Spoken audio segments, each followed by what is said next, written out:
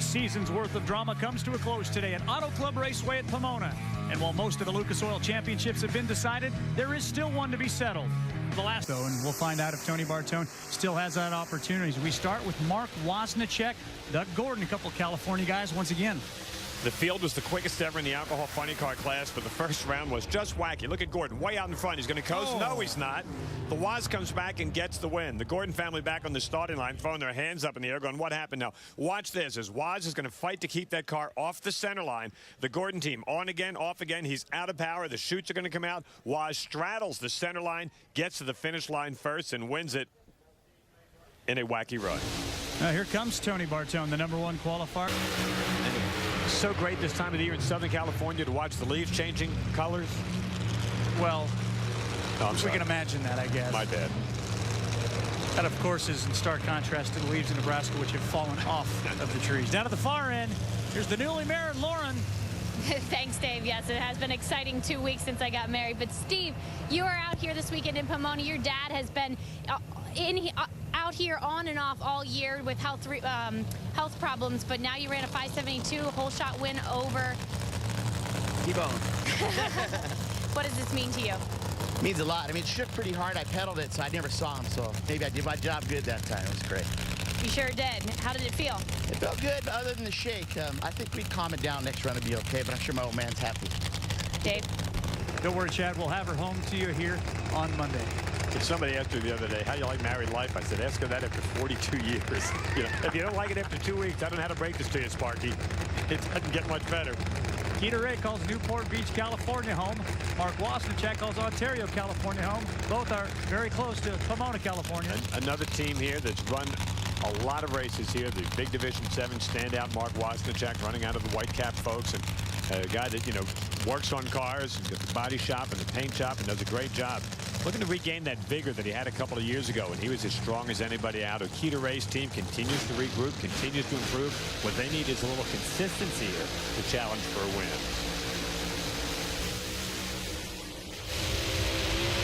Look out. That looked pretty nip and tuck. The Woz hits the stripe first. A much improved 565 over his first round win, which came in at a stellar 630.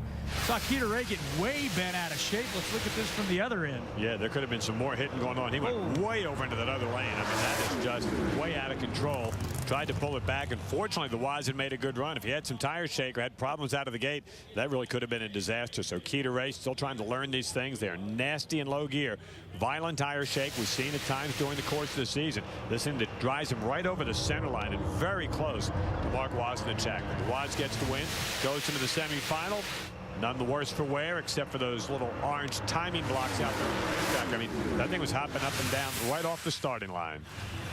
Now the Woz dodges one there. Well, we pick up the pieces and parts of those foam timing blocks. We're going to step away, but when we get far end, boy, the Woz sure got lucky there. Mark, you just told me that Rubbin's racing, and thankfully it wasn't this time around. How satisfied are you with that 565? That's good. It's a hair slower than we were doing, but at least it went down the racetrack. And, you know, the car can run better. We've just been fighting tire spin and shake, and it's been a battle this weekend, but we're here. Well, hopefully you can step it up against Gasparelli, and you will have lane choice. Oh, we're buddies. It's anybody's deal now. Thank you. Thank you. Yo, Mark, you think you were facing tire shake? Yeah. Should have seen the guy in the other lane.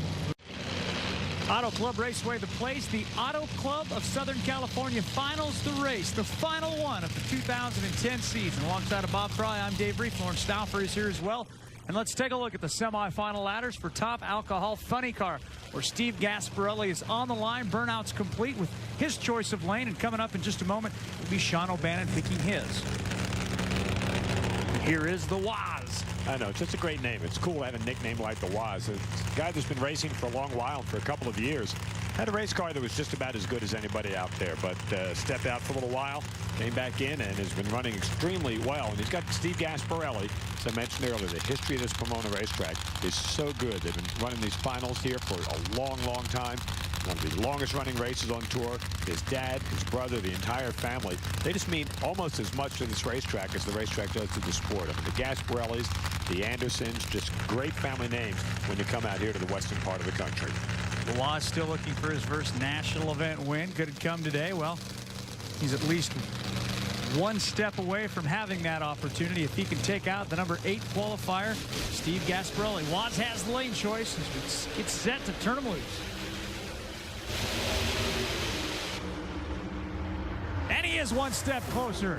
It's Mark Woznichak, 569, 55 miles an hour. Make that speed irrelevant. He's in to the finals. Yeah, Steve Gasparelli really never mounted a challenge on that one. He was 6.11. Neither driver is going to be flashing around their reaction time. A 129 left the starting line first, but it's academic at the end of the racetrack. The Woz with a Chevrolet Camaro, a decent number, 5.69. He goes 255 miles an hour into that final round. And like you said, it's got to be cool for a California guy here at Pomona to have one step closer to winning that elusive first ever national event.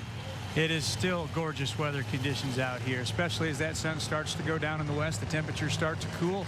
Mark, you've taken some time off, and now you're heading into your second final round appearance. How important is this to you? Oh, it's always good for us and the team and everybody that helps on the car, and the sponsors that help on the car, and we all deserve it every now and then. I mean, it's been a while, but I got a tough battle on the next one, that's for sure. You had a 200 light. What happened up there?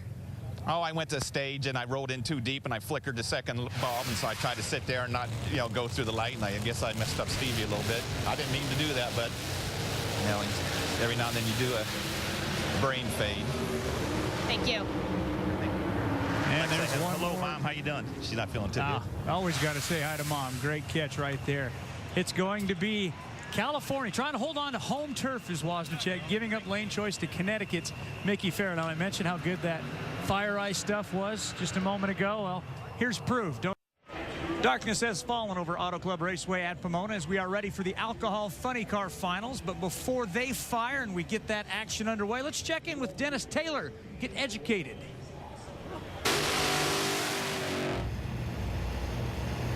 I received an email the other day from viewer Lee Guerrero, and Lee wanted to know why we put white paint on the wheel of the wheelie bar. Nice stuff, Dennis Taylor. Always good to get educated and find out how these guys make these cars do what they do. What's that mean? When Dennis was a kid, he was a graffiti artist? Is that what he's saying? I don't know anything about that, and we'll save that for another. Some of the things that he's done this season really have been enlightening. It's very nice. And the questions the average fan looks at these race cars and wants to know. So we really appreciate Dennis's help this year. Here comes Mickey Farrow.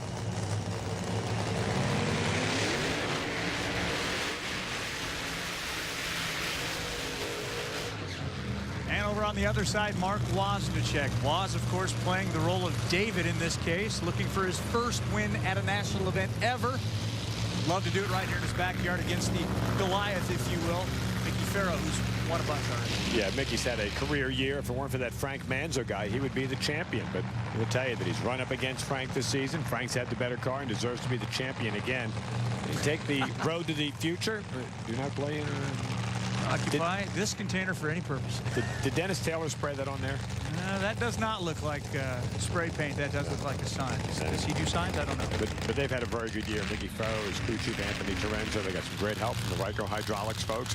And the Woz, he's been racing here since 1985 here at this racetrack and ran a lot of divisional races. Had a race car a couple of times that has run low ET and top speed. Got to be cool for him, like I said, here in Southern California, for the guy from just down the road here, to get a chance to maybe win his first. You mentioned how cool it would be. It is cool now. Conditions have changed quite a bit. Well, and that should play into the hands of Mickey Farrow and his team. When you have the power that they do, and you have a car that can run in the 540s, they love these conditions. The track is as good as it'll be.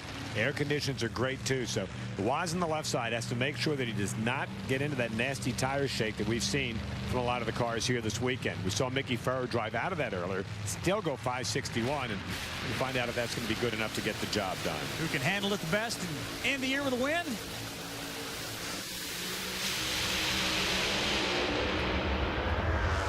It's Mickey Farrow in a stomp. 552, 257 miles an hour, and that is an exclamation point way to end Alcohol Funny Car in 2010. And a tough break for the Woz. You saw the car light up. It coughed and banged down there at the end of the racetrack. He made a good, solid showing this weekend, but right before they got to the quarter-mile mark, his engine expired. Watch it again. Looked pretty good off the starting line. I was watching in real time.